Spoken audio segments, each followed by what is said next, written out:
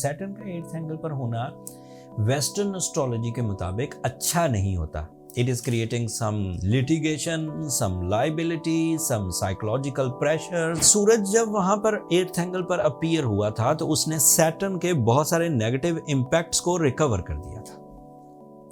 You are more leader, you are more dominating, you have lot of bravery, you have lot of confidence and decision powers। सारी खराबियों के बावजूद, सारी Saturn के impact के बावजूद, सारी फिक्रों के बावजूद, you are so romantic Leos, you are loving, you are caring, you are आप पर्सनैलिटी जिसे इस वक्त मौसम अच्छे लगे।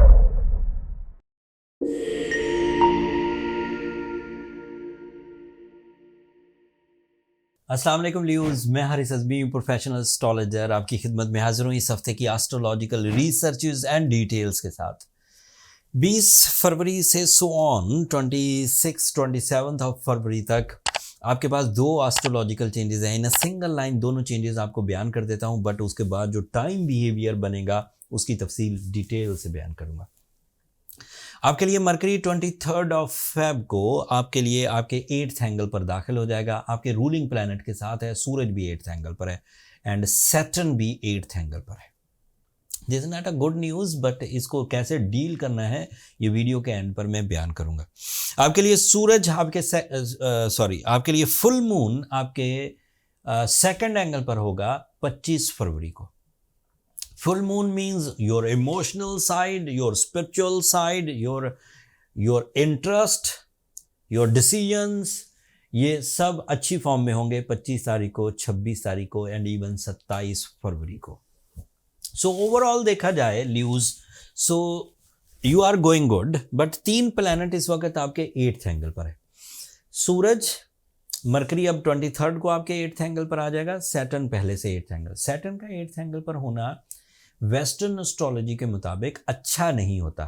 It is creating some litigation, some liability, some psychological pressures, some type of relationship destruction, some type of over thinking. लेकिन सूरज जब वहां पर 8th एंगल पर अपीयर हुआ था तो उसने सैटर्न के बहुत सारे नेगेटिव इंपैक्ट्स को रिकवर कर दिया था। You are more leader, you are more dominating, you have lot of bravery, you have lot of confidence and decision powers। तो सैटर्न कुछ अरसे के लिए दबा हुआ है सूरज के बस। अब उसमें मजीद तकवीयत आ जाएगी जब मरकरी और सूरज दोनों आपके 8th एंगल पर इकट्ठे होंगे, तो सैटर्न और दब जाएगा अगले 30 दिनों तक के लिए। You are more passionating, more accurate, ज़्यादा अच्छी प्लानिंग, ज़्यादा creative skills, magical communication, documentation, learning skill, intuition levels and फिर अदरवाइज माइंड एबिलिटीज। तो सूरज और मरकरी का इकट्ठा होना सैटर्न को दबा जाएगा and you will be okay for at least 30 days and उस दौरान आप डिसीजंस ले सकते हैं, आप डॉक्यूमेंट साइन कर सकते हैं, लॉसेस रिकवर कर सकते हैं, मिशंस को फुलफिल कर सकते हैं, एजुकेशनल एक्टिविटीज़ कर सकते हैं, सोशल गेट टुगेदर्स कर सकते हैं, रिलेशनशिप के लिए इकदाम कर सकते हैं, एग्जामिनेशन की प्रिपरेशंस कर सकते हैं या एग्ज़ाम्स क्लियर कर सकते हैं, या फिर अपने इंटरेस्ट को अपने दिलचस्पी के अमूर को बदल सकते हैं। किसी एक सेक्टर से उकता गए हैं तो किसी दूसरे सेक्टर में परफॉर्मेंसेस कर सकते हैं, पार्टनरशिप इख्तियार कर सकते हैं and even you are more emotional. एक और मज़े की बात बताऊं, आपका वीनस आपके 7th एंगल पर है। सारी खराबियों के बावजूद, सारी सैटर्न के इम्पैक्ट के बावजूद, सारी फिक्रों के बावजूद, you are so romantic lose, you are loving, you are caring, you are आप पर्सनैलिटी जिसे इस वक्त मौसम अच्छे लगेंगे। वीनस 7th एंगल पर आइडियली परफॉर्म करता है एंड अटैचमेंट्स प्रोड्यूस करता है, सोल एक्सचेंजेस होती हैं, रिलेशनशिप बनते हैं, रिलेशनशिप के ट्रबल्स रिपेयर होते हैं एंड उस तरह के दीगर फ़ायदे जैसे ग़िज़ा खाना अच्छी लगे, जैसे लिबास पहनना अच्छा लगे, जैसे लोगों से मिलना अच्छा लगे। So these are the quality by the Venus. Venus और मार्स दोनों ही 7th एंगल पर हैं। Mars is your travelling, Mars is your partnership businesses, Mars is your physical strength, Mars is your competition abilities, Mars is your higher education, Mars is your सादा लफ्ज़ों में Mars is your physical force. जब physical force available हो कुछ भी कर जाएं, चाहे वो मिलिट्री परफॉर्मेंसेज हों, चाहे वो फोर्सेस हों, चाहे वो जनरल ग्राउंड एफर्ट्स हों, चाहे वो कंपटीशन हो, चाहे वो एथलेटिक्स हो, कुछ भी आप कर सकते हैं। आपके लिए जुपिटर आपके 10th एंगल पर है, याद रखिए 12 साल बाद जुपिटर आपके 10th एंगल पर है। 2 पोजीशनें होती हैं इसकी, एक डायरेक्ट और एक रेट्रोग्रेशन। इस वक्त डायरेक्ट है, so you are ideal in your career.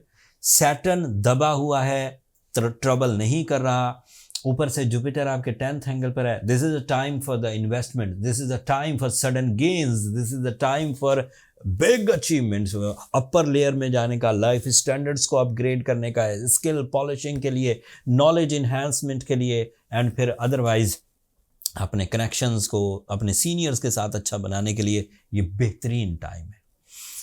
कुछ ल्यूज ऐसे होंगे जो सैटर्न के पुराने पिछले 2-3 हफ्तों के जो मोमेंटम्स हैं वो नेगेटिव थे एंड उसकी वजह से अनहेल्दी रहे होंगे, नाराज़गियाँ पैदा की होंगी, साइकोलॉजिकली डिस्टर्ब होंगे। वैसे तो इस हफ्ते से कामयाबियां शुरू हैं, लेकिन उसके बावजूद कुछ लोग सिवियर सिचुएशंस में चले जाते हैं, फिर वो रिकवर नहीं हो पाते ह्यूमनली।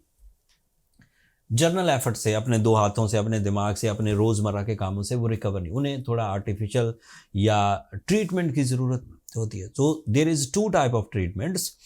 एक तो स्पिरिचुअली आपको सूरह शम्स ज़रूर तिलावत करनी है। मैंने अपने 25 साल कैरियर में टाइम बिहेवियर्स की नेगेटिविटीज़ को सूरह शम्स से जितना रिपेयर होते हुए देखा है, इतना और किसी चीज़ से रिपेयर होते हुए नहीं देखा। एंड एज ल्यू आपके पास 3 ऑप्शन है साइंटिफिकली। आप एमरल्ड पहन सकते हैं, आप रूबी पहन सकते हैं, आप ब्लू सफायर पहन सकते हैं। दीज आर द कैटलिस्ट जो आपकी एबिलिटीज़ को, इमोशनल साइड को, स्ट्रेंथ को रीपॉलिश करते हैं या बूस्ट अप करते हैं। एक तरफ आपने स्पिरिचुअली दुआ की हो सूरह शम्स पढ़ के, दूसरी तरफ आपने साइंटिफिकली अपने आप को रिपेयर करने की कोशिश की हो। So your momentum will be done इंशाल्लाह एंड आप अपनी कामयाबियों की तरफ बढ़ जाएंगे। स्टोन नेचुरल बाय करिए, इस पर मैं पिछले हफ्तों से एम्फेसाइज कर रहा हूँ, जोर लगा रहा हूँ। हमारे ऊपर कंप्लेंट्स आती हैं ल्यूज, होपफुली आप अंडरस्टैंड करेंगे। हमने प्रिस्क्रिप्शन दी, आपने जाके स्टोन हीटेड या ग्लास फिनिश्ड या फिर सिंथेटिक लैब क्रिएटेड आपने ले लिया, फिर वो काम तो करेगा नहीं। वो तो वो सब्सटेंस ही नहीं है जिसमें एक सर्टन केमिकल फॉर्मुलेशन होती। जब कुछ अरसे बाद उससे कोई एडवांटेज नहीं मिलते तो ब्लेम हम पर आना शुरू होता है कि हारिस भाई की प्रिस्क्रिप्शन से पहना था, जबकि स्टोन ही जेन्युइन नहीं था। इसलिए हमें ये जोर लगाना पड़ा, उसके लिए हमें बहुत इन्वेस्टमेंट्स करनी पड़ी, बहुत बड़ी मैनेजमेंट की ज़रूरत पड़ी। स्टोन ज़्यादातर साउथ अफ्रीका से आते हैं, कुछ श्रीलंका से आते हैं, कुछ ऑस्ट्रेलिया से आते हैं। हमें हर जगह जिमोलॉजिस्ट हायर करने पड़े, उन्हें डॉलर्स में पे करना पड़ा, वो रुपीज़ में पेमेंट्स नहीं लेते। फिर उनकी आइडेंटिफिकेशन पर, उनकी प्रोफेशनल एबिलिटीज़ पर हमने स्टोन बाइंग की। Stone buying is an other expensive thing. पहले 1, 2, 4, 10 पीस चाहिए होते थे, अब जब स्टोर बना तो ज़्यादा पीसेस की तो बिग इन्वेस्टमेंट हुई। फिर स्टोन ग्रेडिंग, फिर स्टोन लिस्टिंग, फिर स्टोन ट्रांसपोर्टेशन, ये सब रिस्की मामला है। स्टोन ट्रांसपोर्टेशन ईजी नहीं, रास्ते में कहीं गुम हो जाए सारा कंपनी पर, एस्ट्रोजेम्स पर बोझ आता है। इंश्योर्ड होता है, वैसे तो चीज़ें हमें रिकवर हो जाती हैं लेकिन टाइम लगता है।